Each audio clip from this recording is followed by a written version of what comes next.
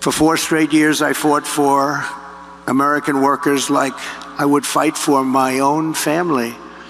I took care of our economy like I would take care of my own company.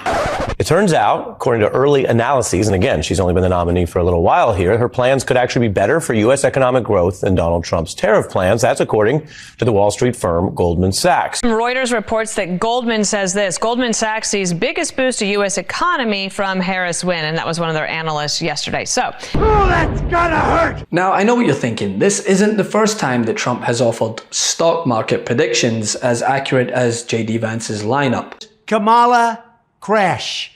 We're going to have a crash like 1929 if she gets in. It will not be pretty. Thank you. He predicted it would happen during the 2020 presidential debate and again during the Biden administration. And every time he was wrong. The stock market will boom if I'm elected. If he's elected, the stock market will crash. But as we know, being wrong rarely deters the former president. In his mind, he's never wrong. So, of course, he claimed that it would crash if Kamala Harris were to win in November, leaving the economy in tatters. We have the greatest social media program in history. There's never been anything like it, not even close. And yet today I read where Kamala is beating us. Well, Kamala, crash. We're going to have a crash like 1929 if she gets in. It will not be pretty. Thank you. Well, it just so happens that shortly after he offered the most incoherent of answers to a simple question on how he plans to make childcare more affordable. If you win in November, can you commit to prioritizing legislation to make childcare affordable? And if so, what specific piece of legislation will you advance? Well, I would do that, and we're sitting down. You know, I was we had Senator Marco Rubio, and my daughter Ivanka was so impactful on that issue. It's a very important issue. But I think when you talk about the kind of numbers that I'm talking about, that because look, childcare is childcare. There's something, you have to have it. In this country, you have to have it. But when you talk about those numbers compared to the kind of numbers that I'm talking about by taxing foreign nations at levels that they're not used to, but they'll get used to it very quickly. And it's not going to stop them from doing business with us, but they'll have a very substantial tax when they send product into our country. Those numbers are so much bigger than any numbers that we're talking about, including childcare, that it's going to take care. We're going to have, I look forward to having no deficits within a fairly short period of time, coupled with the reductions that I told you about on waste and fraud and all of the other things that are going on in our country. Because I have to stay with childcare. I want to stay with childcare, but those numbers are small relative to the kind of economic numbers that I'm talking about, including growth, but growth also headed up by what the plan is that I just told you about.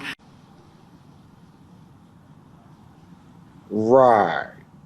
Fox News reported that economists at Goldman Sachs predicted the economy would suffer if Donald Trump was to return to the White House, going into specifics as to why it would be better under Kamala Harris, predicting a far stronger GDP. Yeah, we have excellent counters of all political persuasions, but we also do have nonpartisan groups like the Penn Wharton group that put out their budget model and said that Donald Trump would take the deficit 5.8 trillion she'd only add 1.2 trillion. You had Goldman Sachs that came out today and they said that the GDP will significantly decrease under Donald Trump and it'll continue to increase under Kamala Harris. Look at what Moody's has said, also nonpartisan, talking about how if you're going to round up a bunch of immigrants and you're going to have tariffs, which he keeps saying isn't a tax on consumers, and that's what the national tax is that people are talking about. If you're going to implement tariffs, guess what's going to happen? The economy is going to suffer for it. That's not what Kamala Harris is proposing. I just want to press the point.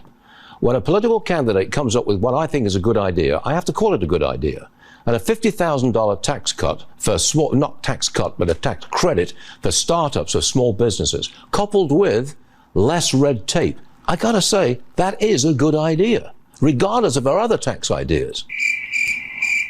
While that may be a good idea, it's hard to see how she's going to move forward with it. And as I broke down yesterday, in layman's terms, this translates to ketchup everywhere at Mar-a-Lago. Hence why the Trump campaign attacked the messengers in response rather than defend the message. But as we witnessed again today, Donald Trump can't even offer a simple answer to a question on childcare policy, let alone defend his economic position for a second term, if he even has one. To the extent that he said things that were coherent, and some of it was just sort of words randomly chosen out of a dictionary, I think. To the extent that he said anything that was coherent, it was kind of what we would expect. It was a promise of more income tax cuts, higher tariffs, which, by the way, tariffs are taxes. And if you look at the distribution of what he has proposed, most people would see more increase in taxes through tariffs than they would see tax cuts through income tax cuts. So some of that, offset. Yeah, it more than gets wiped out. So you heard tariffs, taxes, you heard this government efficiency commission, which I think at best will probably do nothing. We've had lots of blue ribbon panels before. At worst, might help Donald Trump identify more enemies whom he can weaponize state power against. And then kind of more of the same deregulation, which he tried to do in the first term. But today was also about Donald Trump's economic speech, and we watched a lot of it. And I would dare any of you to listen to his answer on childcare and tell me what the hell he was talking about. It was one of the more incoherent things I've ever heard. He thinks tariffs are going to pay for everything. We know that they're a tax on the consumer. But this really highlights a big problem that everyone is saying, well, Trump is so transparent and Trump's out there and that's all that matters. What matters is the content of what he's saying. And none of it is explainable. This issue, which is a big priority for people, obviously a central plank of what's going on in the Harris campaign, he doesn't have an answer besides tariffs. And J.D. Vance yesterday was talking about just have grandma and grandpa do more, that's some sort of solution for people. He's going to have energy prices, drill baby drill, even though we're producing more oil than we ever have before, leading the world, more tax cuts for the rich, and tariffs are the only way that we're going to be paying for it. I think tariffs are designed to punish countries who subsidize but they don't work their that products. way. And no, for specific countries they do. Look, I know. You know what? I know tariffs. I've dated tariffs. I mean, the dude still thinks he's running against Biden. Or is it Obama? Hey, maybe it's Jeb Bush. I can't imagine New Hampshire voting for him. Anybody in New Hampshire, because they're watching right now, but anybody in New Hampshire that votes for Biden and Kamala, I really think I call her. But that won't make headlines, right? And you know why all this will send Trump headfirst into a low energy rant over the weekend? Because this is coming from economists, the very people he touts as being on his side time and time again, when in fact it couldn't be further from the truth. I mean, do we remember the response after he met with Fortune 500 CEOs? They were left dumbfounded, like most are when he's pressed on the specifics of his big, bold, beautiful plans. We look back into the data, and we're looking at this now for the last 4 months.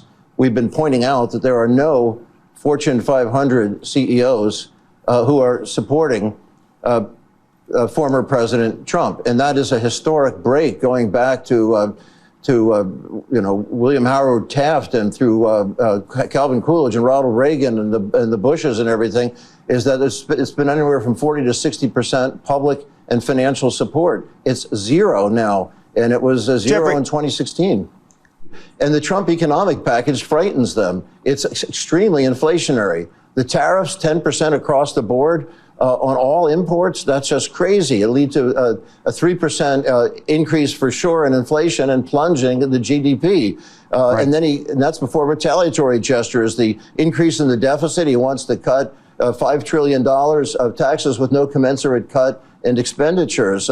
So these are problems. He doesn't believe in the independence but of the Fed. what do you say to the CEOs? There's a lot of CEOs who are watching us now, probably watching you speaking, saying, but you know what? I don't like the Biden administration when it comes to the regulatory regime right now.